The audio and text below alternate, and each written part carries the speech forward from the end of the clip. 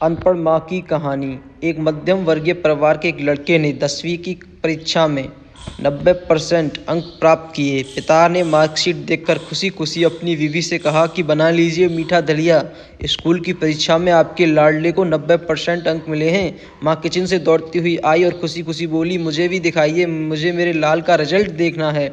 उसी बीच लड़का फटाक से बोला, बाबा उसे रिजल्ट कहाँ दिखा रहे हैं, क्या वो पढ़ लिख सकती है?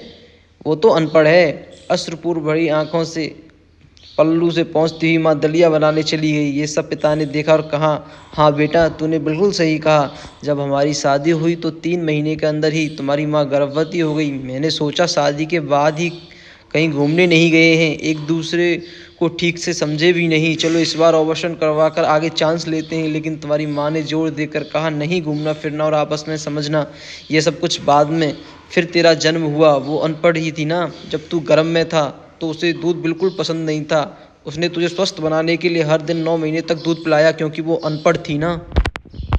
तुझे सुबह 7 बजे स्कूल जाना रहता था, इसलिए सुबह 5 बजे उठकर तेरा मनपसंद नाश्ता और डिब्बा बनाती थी, क्योंकि वो अनपढ़ थी ना। जब तुम रात में पढ़ते पढ़ते सो जाते तो वो आकर तुम्हारी कॉपी और किताब में बस्ते भरकर तुम्हें बिस्तर पर सुलाती थी, उसके बाद ही सोती थी और रात में बार बार जगाकर तुम्हें ओढ़नी से ढकती थी, क्योंकि वो अनपढ़ थी ना।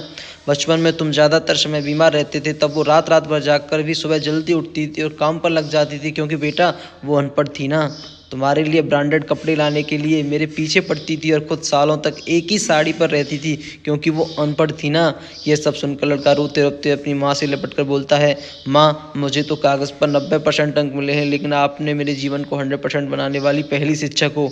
मैं आज भी अशिक्षित हूँ और आपके पास PhD के ऊपर भी उच्च डिग्री है, क्योंकि आज मैं अपनी माँ के अंदर छुपे हुए डॉक्टर, शिक्षक, वकील, ड्रेस डिज़ाइनर, बेस्ट कुक, इन सभी के दर्शन कर लिए। माँ, मुझे क्षमा कर दीजिए।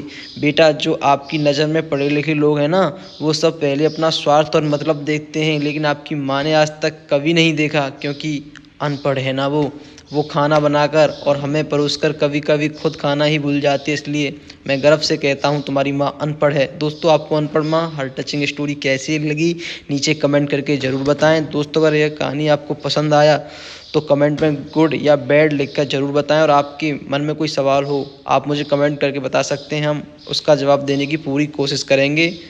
वीडियो को लाइक करना और चैनल को सब्सक्राइब ज़रूर करना।